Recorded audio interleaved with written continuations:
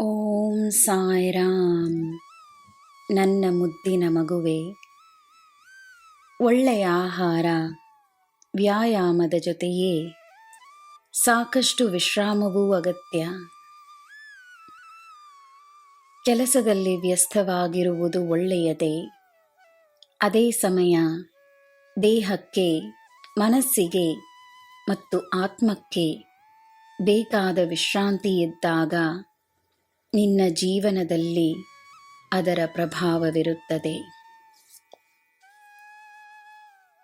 ಜೀವನವನ್ನು ಸಂಪೂರ್ಣವಾಗಿ ಅನುಭವಿಸುವುದು ನಿನ್ನ ಆದ್ಯತೆಯಾಗಿರಲಿ.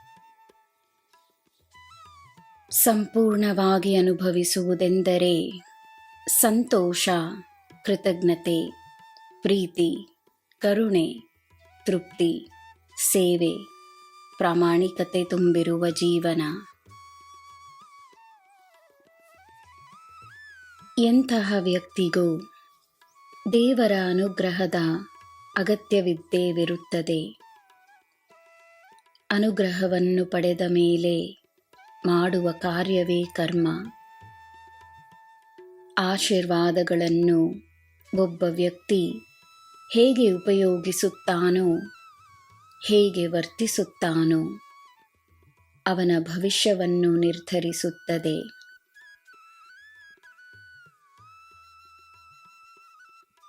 ಯಾವುದೋ ಒಂದು ಸಮಯದಲ್ಲಿ ಮಾಡಿದ ಪುಣ್ಯದಿಂದ ಒಂದು ಒಳ್ಳೆಯ ಜೀವನವನ್ನು ಪಡೆದಿದ್ದರೆ ನಾಳೆಯ ಜೀವನ ಉತ್ತಮವಾಗಿರಲು ಇಂದು ನಮ್ರತೆಯನ್ನು ಪಾಲಿಸಬೇಕು.